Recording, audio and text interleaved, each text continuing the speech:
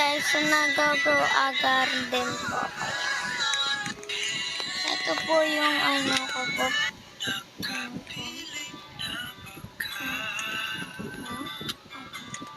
Sophie, paunado tayo makasama.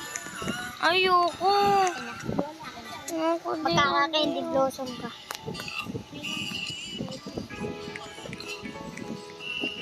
B-O-B-O. Sige.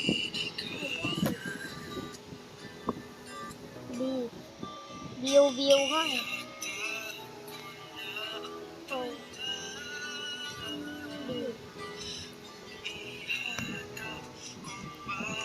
B. Ano? English mo kasi. B. O. B. O.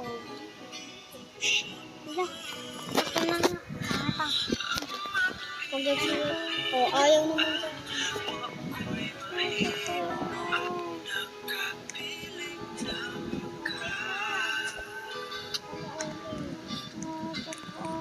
Like lang. Like lang.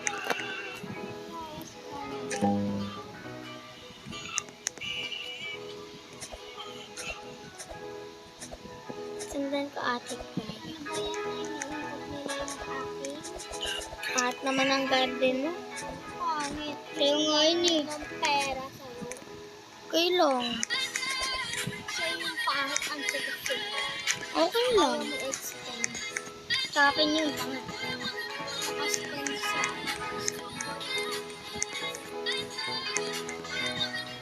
Sa mga... Okay, Jadel nga eh. Ano ang kulit?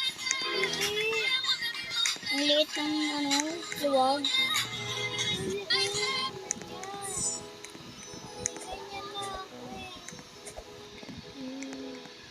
Ano binibigay sa'yo?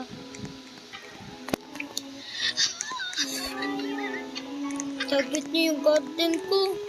The girl just started her homework. She heard a piercing Ang scream sakit. outside. Looking down, the girl had jumped. The girl was named Lisa. Lisa had suffered from school bullying. Her Paldo-paldo friend na Mary ako avoided agad. helping her. Mary Pagdating didn't sa want to get school. involved. Pahinga Now ako. Lisa had jumped to her death. Wala Mary ka felt dun. deeply guilty inside. Ano? Under everyone's watchful eyes, Hingin ako. she acted. She took off her jacket carefully. Mary covered Lisa's body with it. Shock. This action Ayun made ako, her a target. muntik. Di She mo would become the new kinukuha. victim. Police questioned Mary about the jacket, Tanga. but she said nothing at all. Returning to class, she found blood. A pool of blood stained her seat. Ay, Now she understood Lisa's daily Ganda suffering. ng But maliit Mary wouldn't yan. surrender like Lisa. She refused to sit Meron down there. akong ganun Teachers eh. saw bullying as mere pranks. Paparkurin Their ko indifference yung caused parkour future ni tragedies. Cheska. Try ko, Schools mahirap. completely, but the cafeteria